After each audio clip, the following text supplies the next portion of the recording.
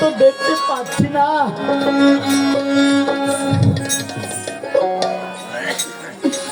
কে বন্ধন করেছে?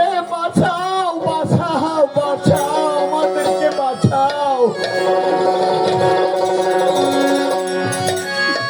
আর এইদিকে হরিশ্চন্দ্র রাজা তখন কি বললেন? ওই যে সৈন্য লইয়া হরিশ্চন্দ্র রাজা তখন আপনি ভ্রমণে শিকারে গমন করলেন আর ভ্রমণ করবে। আর এদিকে হরিশ্চন্দ্র রাজা সৈন্য লইয়া তখন আপনি শিকারে গমন করিলেন।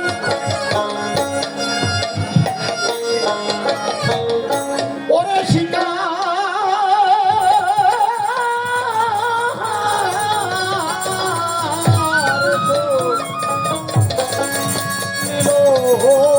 রাজা,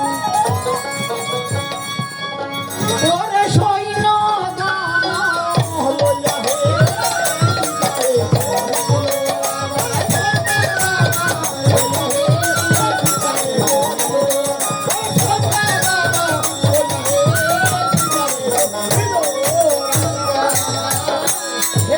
শিকার সোহলিল রাজা, শিকার হরিল সৈন্য গমন লইয়া গমন করিল।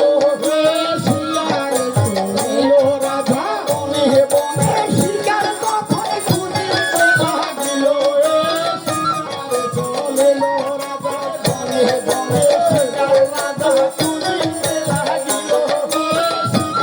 চলিল রাজা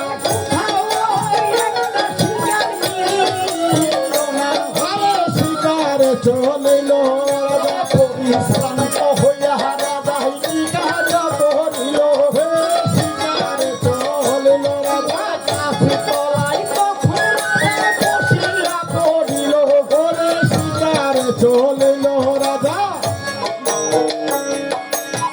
হরিণ তো পেলাম না, কোন শিকার পেলাম না।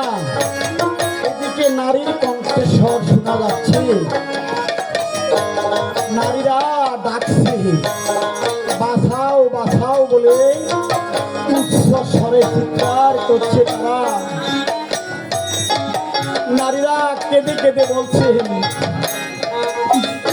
কে আছো গো?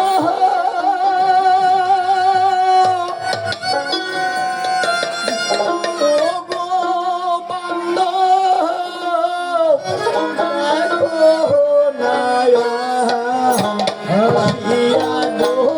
তোমরা দেখো না আয়াসিয়া।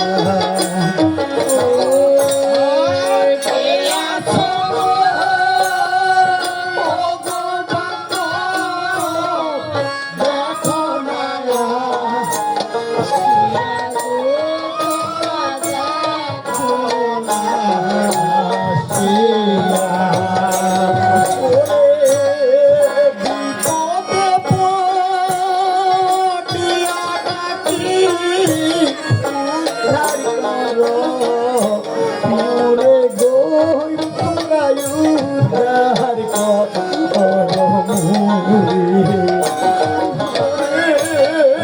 বিপদে পড়িয়া ডাকি উদ্ধার করো মোরে গো বাংলা উদ্ধার করো মোরে। নারীর কণ্ঠস্বর। তখন হরিশ্চন্দ্র রাজা কি করলেন? হরিশ্চন্দ্র রাজা ভাবলেন এই যে নারীরা বিপদে পড়ে বাঁচাও বাঁচাও বলে তারা কাঁদছে, আমি যে রাজা, রাজার ধর্ম হলো বিপদ বিপন্ন থেকে উদ্ধার করা। আজকে যারা বিপদে পড়েছে, যারা এই বিপদগ্রস্ত নারী, তাদেরকে উদ্ধার করা, এটা হলো আমার ধর্ম। আজকে হরিশ্চন্দ্র রাজা কি করলেন? ওই পঞ্চকন্যার কাছে গিয়ে তখন আপনি পঞ্চকন্যাকে বললেন, হে কন্যাগণ, তোমাদের এই কি অবস্থা হলো? ওগো মহারাজ, জানি না আমরা যখন এ পুরে হাত দিলাম, এবার কাহারা কেমন করে আমরা লতা ফাতায় বন্ধন হয়ে গেলাম। ওগো মহারাজ, আপনি আমাদেরকে উদ্ধার করেন। তখন হরিশ্চন্দ্র রাজা কি করলেন? হরিশ্চন্দ্র রাজা তখন আপনি দয়াবান হইয়া তাদেরকে উদ্ধার করলেন।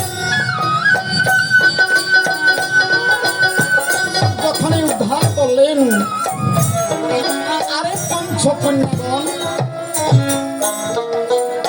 এই পঞ্চকন্যাগণ উদ্ধার হইয়া তারা স্বর্গে চলে গেলেন। আর এদিকে পরদিন তখন আপনি মণি ঠাকুর আসলেন, দেখলেন কন্যাগণকে।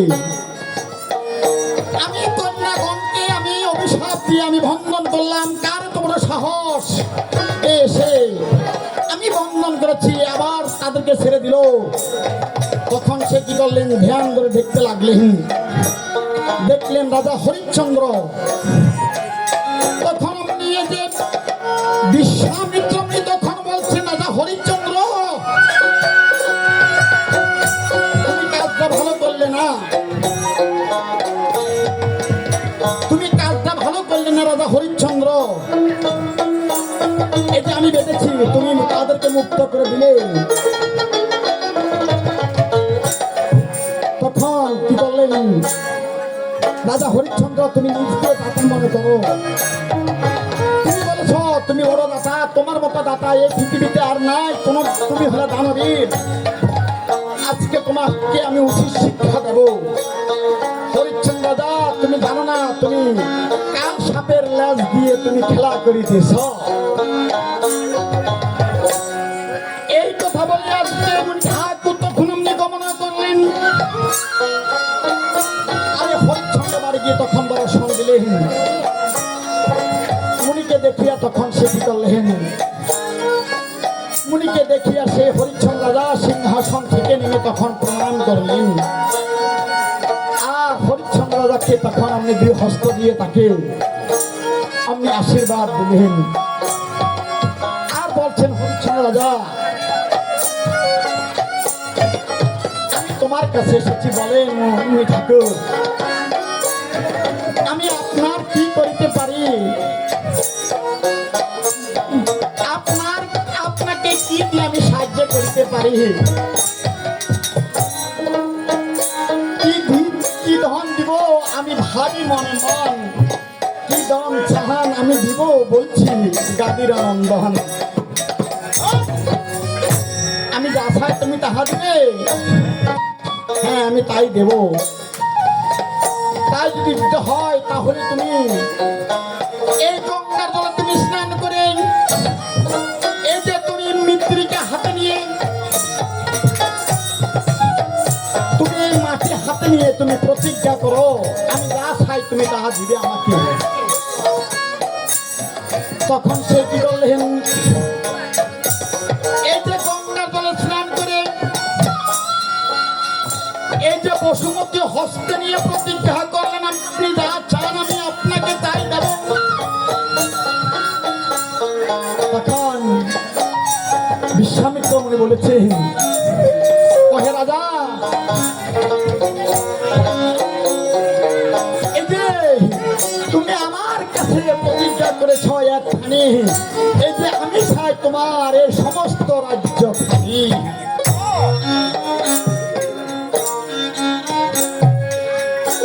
এই কথা শুনিয়া হরিশ্চন্দ্র ভাবিতে লাগিলেন।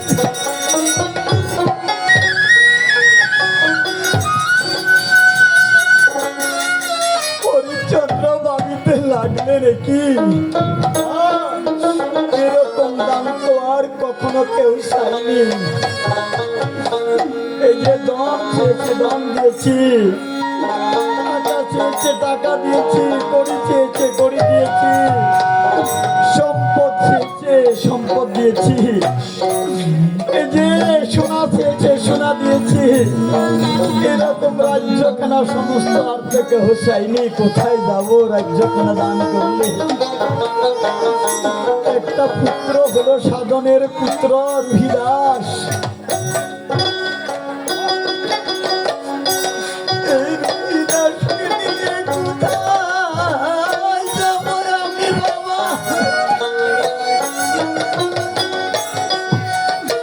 আমার তো আর লাগা নাই রাজ্যখানি যদি আমি মুনিকে দান করি।